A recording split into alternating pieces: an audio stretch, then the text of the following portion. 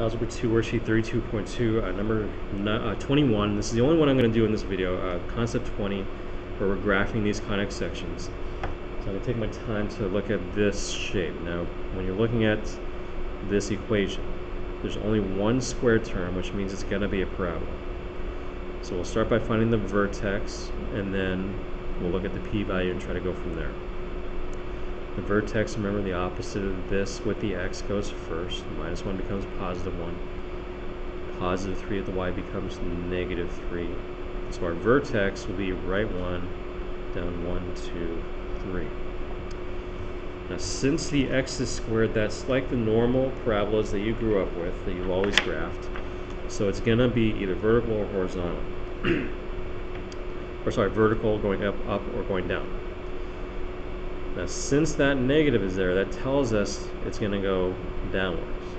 So we're going to go open it down like that. To get the focus point, remember that we have to look at the denominator over here.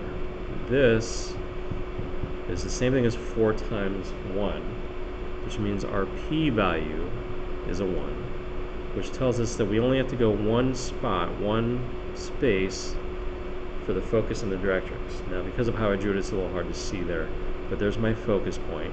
It's just one space below the vertex.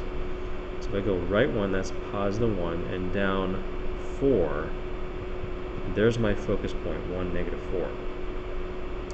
The directrix, again, is just 1 point above it. So there's my line, my dashed line for the directrix.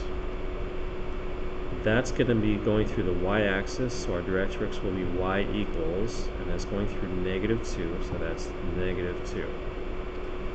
We've already decided that it's vertical, opening downwards, so there's V. Our p-value, since that's a negative, we're going to treat our p-value as negative 1.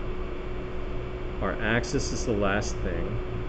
And remember that the axis goes through the focus and the vertex, straight up and down. And since the directrix started with y, our axis has to start with x.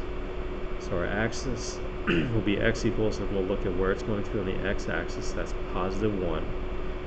So the axis will be x equals 1. And there's number 21 all finished.